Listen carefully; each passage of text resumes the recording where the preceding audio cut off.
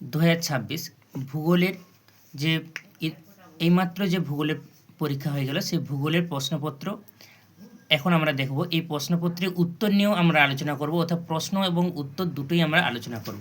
তো সরাসরি আমরা চলে আসি বিভাগ ক। বিভাগ কতে কি রয়েছে? বিকল্পগুলির থেকে সঠিক উত্তরটি নির্বাচন করুন। বহির্জাত শক্তির মূল উৎস হলো, এটা হচ্ছে সৌরশক্তি। দুয়ে রয়েছে পার্বত্য হিমবাহের ভূপৃষ্ঠে সৃষ্ট গভীর ফাটলগুলিকে কি বলা হয়? ক্যাভার্স বলা হয়। কি বলা হয় তাকে? ক্যাভার্স।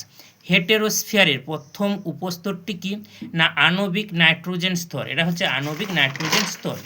পরের পাতাতে আমরা দেখছি আল্পস পর্বতের উত্তর ঢালে যে স্থানীয় বায়ুপ্রবাহের ফলে বরফ গলে যায় তা হলো ফন।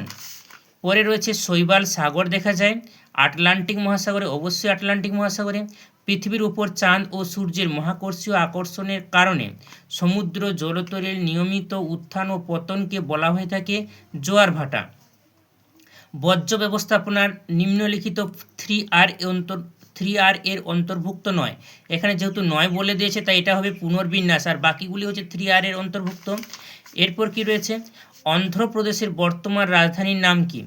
এটা কিন্তু অবশ্যই অমরাবতী হবে, বর্তমান হচ্ছে অমরাবতী। তারপরে কি রয়েছে? কাশ্মীরে অবস্থিত হিমালয়ের পর্বতমালাটি হলো, এটা হচ্ছে জাস্কার। রয়েছে স্বাধীন ভারতের প্রথম বহুমুখী নদী পরিকল্পনা কোনটি? না স্বাধীন ভারতের বহুমুখী নদী পরিকল্পনা হচ্ছে দামোদর উপত্যকা পরিকল্পনা। দামোদর উপত্যকা পরিকল্পনা। ভারতের শুষ্ক গ্রীষ্মকালে যে ফসলের চাষ হয় তাকে কি বলা হয় থাকে? এটা হচ্ছে জায়িদ ফসল। শুষ্ক অঞ্চলে গ্রীষ্মকালে যেটা হয় সেটা হচ্ছে জায়িদ ফসল। পরে কি রয়েছে? না ভারতে ভারী ইঞ্জিনিয়ারিং শিল্পের একটি উদাহরণ। ভারী ইঞ্জিনিয়ারিং শিল্পের উদাহরণ হচ্ছে কি? রেল ইঞ্জিন শিল্প। ছত্রপতি শিবাজী আন্তর্জাতিক বিমানবন্দর অবস্থিত মুম্বাইতে অবস্থিত। পরে রয়েছে উপগ্রহ চিত্রে গভীর অরণ্য যে রঙের সাহায্যে দেখানো হয়। কি রং? না গাঢ় রং। এবারে আমাদের শুদ্ধ অশুদ্ধ থেকে দিয়েছে। বিজ্ঞানী ব্যাগনল্ড তির্যক বালিয়াড়িকে বারখার নামকরণ করেছেন, এটা সম্পূর্ণ ভুল। মেসোফিলের স্তরে উষ্ণতার বৃদ্ধি উচ্চতা বৃদ্ধির সাথে সাথে হয়, এটা অশুদ্ধ অর্থাৎ ভুল। জেট বায়ু জিওট্রপিক বায়ুর একটি উদাহরণ, এটা কিন্তু আমাদের ঠিক। কি রয়েছে? না পৃথিবীর সাপেক্ষে সূর্য ও চন্দ্রের সমকৌণিক অবস্থানকে সিজিগি বলে, এটা হচ্ছে ভুল। ভারতের সর্বনিম্ন জনবহুল রাজ্য হলো গোয়া, এটা তো ভুলই হবে কারণ সর্বনিম্ন জনসংখ্যা গোয়া নয়। উপকূল অঞ্চলে লবণাক্ত মৃত্তিকায় ম্যানগ্রোভ অরণ্য গড়ে ওঠে, এটা ঠিক। উপগ্রহ চিত্রগুলি স্কেল অনুসারে তৈরি করা হয় না, ঠিক না, এটা হচ্ছে ভুল হবে কারণ হচ্ছে উপগ্রহ চিত্রগুলি স্কেল অনুযায়ী তৈরি করা হয়, যেহেতু এখানে না বলে দিয়েছে সেই জন্য এটা হবে অশুদ্ধ।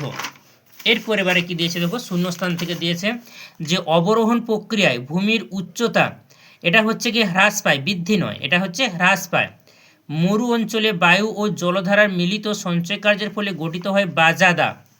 কোন স্থানের উষ্ণতা বৃষ্টিপাত লেখচিত্রে উষ্ণতার রেখাটি বছরের মধ্যভাগে নিম্নমুখী হলে তাকে বলা হয়ে থাকে, কোন অঞ্চলে দেখা যায় না? এটা হচ্ছে দক্ষিণ গোলার্ধে বা দক্ষিণ ভারতে, পৃথিবীর যে দক্ষিণ গোলার্ধ রয়েছে সেই দক্ষিণ গোলার্ধে দেখা যাবে। এরপর ড্যাশ জোয়ার মুখ্য জোয়ারের প্রতিভাস্থানে অবস্থিত। মুখ্য জোয়ারের প্রতিভাস্থানে গৌণ জোয়ার হবে, তাই এটা আমাদের গৌণ জোয়ার হবে। শীততাপ নিয়ন্ত্রিত যন্ত্রে যে গ্যাসটি হয় সেটা হচ্ছে সিএফসি, যেটা হচ্ছে ক্লোরোফ্লোরো কার্বন। আরাবল্লী পর্বতের পশ্চিমে অবস্থিত তৃণভূমি, যেটা হচ্ছে বাজার নামে পরিচিত। জৈব বর্জ্য পদার্থগুলির জীবাণুর দ্বারা বিয়োজন পদ্ধতিকে বলা হয় থাকে কম্পোস্টিং। এরপর আমাদের হচ্ছে যে প্রশ্নগুলি পড়েছে সেগুলো হচ্ছে নদীর জলপ্রবাহ মাপার এককের নাম কি? কিউসেক, এটা হচ্ছে কিউসেক।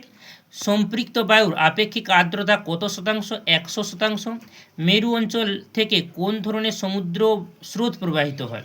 এটা অন্তঃস্রোত বা শীতল স্রোত, তোমরা যেটা লিখতে পারো, অন্তঃস্রোত বা শীতল স্রোত। মানে হচ্ছে কি যেহেতু মেরু অঞ্চল থেকে শীতল স্রোত আসে আর এই শীতল স্রোতটা সাধারণত নিম্নগামী হয়, সেজন্য এটা হচ্ছে অন্তঃস্রোত, তাই দুটো যে কোনোটা লিখলেই হবে। মানব শরীরে কোন বিষাক্ত বর্জ্যের উপস্থিতিতে মিনামাটা রোগ হয়? এটা হচ্ছে অবশ্যই পারদ। ভারতের সর্বাধিক জলসেচ পদ্ধতির নাম লেখো, মানে ভারতের সব থেকে বেশি জলসেচ কোন পদ্ধতিতে হয়ে থাকে? কূপ আর নলকূপের মাধ্যমে। ভারতের উত্তর পূর্ব মৌসুমী বায়ু কোথায় বৃষ্টিপাত ঘটায়? উত্তর পূর্ব মৌসুমী বায়ু এটা হচ্ছে করমণ্ডল উপকূলে বৃষ্টিপাত ঘটায়, কারণ আমরা জানি করমণ্ডল উপকূলে হচ্ছে আমাদের দুবার বৃষ্টিপাত হয়, তাই তো। তো এটা হচ্ছে কি উত্তর পূর্ব মৌসুমী বায়ু, যেটা হচ্ছে প্রত্যাবর্তন মৌসুমী বায়ু আমরা বলে থাকি, এটা হচ্ছে করমণ্ডল উপকূল। ইন্টারনেট ব্যবহারের দিক থেকে বিশ্বে ভারতের স্থান হচ্ছে দ্বিতীয়। ভূবৈচিত্র্য সূচক মানচিত্রে কোন রেখার সাহায্যে ভূমির উচ্চতা মাপা হয়? সমোন্নতি রেখা, সমোন্নতি রেখা। এবারে আমাদের কি দিয়েছে, বাম দিক এবং ডান দিকের মধ্যে স্তম্ভ মিলাতে বলেছে। ছোটনাগপুর, এটা হচ্ছে গিয়ে পরেশনাথ পাহাড়, ছোটনাগপুরে পরেশনাথ পাহাড় রয়েছে। চিকমাগালুর হচ্ছে কফি উৎপাদক। তারপর হচ্ছে হিমালয়ে পাইন গাছ দেখা যায়। অসম হচ্ছে কি বরদৌচিলা।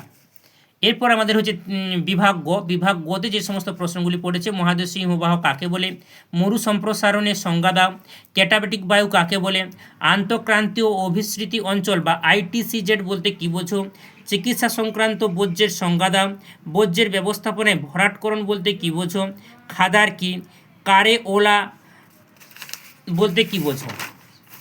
রয়েছে মৃত্তিকা ক্ষয়ের সংজ্ঞা দাও, জনঘনত্ব বলতে কী বোঝো, মিলিয়ন সিটে ব্যবহৃত RF এবং মেট্রিক স্কেলের উল্লেখ করো।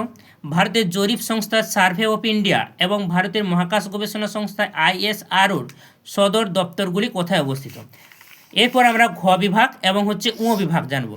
তো ঘ বিভাগ উ বিভাগটা আমরা একটু সাজেশন অনুযায়ী দেখব, কারণ তোমরা যদি আমার সাজেশনটা ডাউনলোড করে থাকো, আমাদের এই চ্যানেলে যে সাজেশনটা দেওয়া ছিল, তোমরা যদি সেই সাজেশনটা পিকচার আকারে যেটা দেওয়া ছিল তোমরা যদি ডাউনলোড করে থাকো, তাহলে তোমরা দেখবে জুগেন ও ইয়ারদাং এর মধ্যে পার্থক্য তুমি কিভাবে নিরূপণ করবে। এটা কিন্তু বায়ুর ক্ষয়কার্যের ফলে যে প্রশ্নটা সাজেশানে আমাদের যেটা 3 দিয়েছিল, 3 নম্বর যে সাজেশান দিয়েছিল, সেই 3 নম্বর সাজেশান থেকে কিন্তু তোমরা মুখস্থ এটা কিন্তু পেয়ে যাবে, কারণ হচ্ছে সেখানে গৌড়, যুগান আর হচ্ছে ইয়ারদাং ছিল আমার বায়ুর ক্ষয়কার্যের ফলে।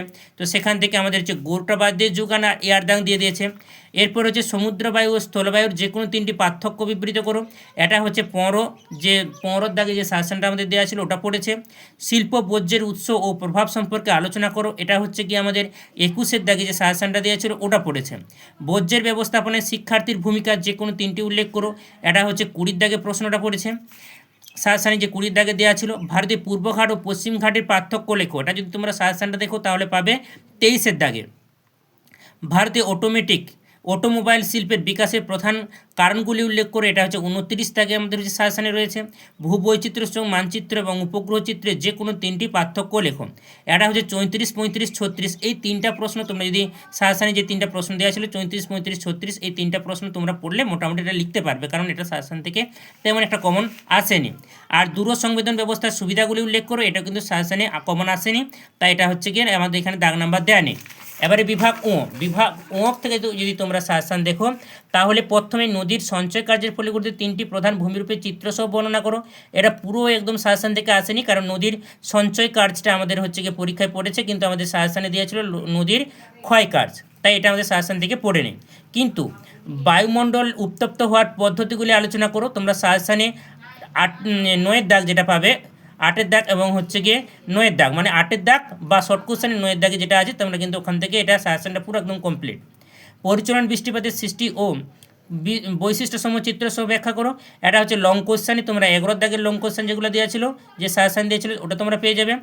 জলবায়ুর উপর সমুদ্র স্রোতের প্রভাবগুলি আলোচনা করো, এটা হচ্ছে গিয়ে লং কোশ্চেনের 1 নম্বরটাই কিন্তু তোমরা পেয়ে যাবে, জলবায়ুর উপর সমুদ্র স্রোতের প্রভাবগুলি আলোচনা করো। অর্থাৎ এখান থেকে আমাদের 4টা আছে, করতে হবে 2টো, কিন্তু সাজেশনে আমাদের রয়েছে 3টে। এখানে কি রয়েছে না, এখানে ভারতের জলবায়ুর 5টি প্রধান নিয়ন্ত্রকের ভূমিকা আলোচনা করো, এটা কিন্তু আমাদের সাজেশনে পড়েনি। এখানে কি পড়েছে না, ভারতের চা উৎপাদকের অনুকূল ভৌগোলিক প্রাকৃতিক পরিবেশ বর্ণনা করো, অর্থাৎ হচ্ছে কি না লং কোশ্চেনে 12 দাগের যে প্রশ্নটা আছে সেই প্রশ্নটা হুবাহু দিয়ে দিয়েছে। পূর্ব ও মধ্য ভারতের লৌহ ইস্পাত শিল্প গড়ে ওঠার কারণগুলি আলোচনা করো, এটা হচ্ছে 6 দাগের যে প্রশ্নটা, অর্থাৎ হচ্ছে 6 দাগে লং কোশ্চেনে যে 6 দাগে যে সেটা সাজেশন দিয়েছিল ওটা পড়েছে। ভারতের জনসংখ্যার অসম বন্টনের প্রাকৃতিক কারণগুলি ব্যাখ্যা করো, এটা হচ্ছে কি 13 দাগের লং কোশ্চেনে যে 13 দাগে সাজেশন দিয়েছিল ওটা পড়েছে। অর্থাৎ তোমরা যদি সাজেশনটা ডাউনলোড করে থাকতে কেউ বা যারা ডাউনলোড করেছে তারা কিন্তু অবশ্যই এখানে হচ্ছে গিয়ে ঘয়ের দাগ এবং হচ্ছে উঁর দাগের সমস্ত কোশ্চেনগুলি তোমরা কিন্তু কমন পেয়েছো, কারণ শর্ট কোশ্চেনে কোনো সাজেশন হয় না, আমি কোনো সাজেশন দেয়নি। এবারে পড়েছে কি কন্যাকুমারিকা হচ্ছে ভারতবর্ষের মূল ভূখণ্ডের শেষ বিন্দু। তারপর হচ্ছে লাদাখ মালভূমি পড়েছে, একদম পুরো কাশ্মীরের দিকে রয়েছে।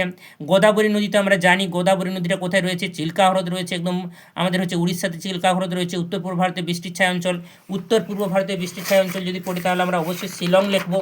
এরপর কি রয়েছে না মরুমৃত্তিকা অঞ্চল, এটা আমরা থর মরুভূমির ওখানে আমরা পয়েন্ট করব।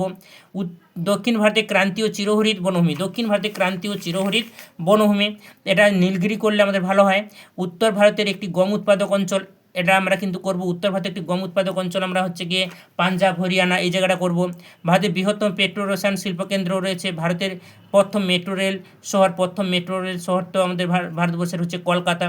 তো তোমরা এখনও যারা আমার এই চ্যানেলটি সাবস্ক্রাইব করোনি অবশ্যই চ্যানেলটি সাবস্ক্রাইব করে নেবে।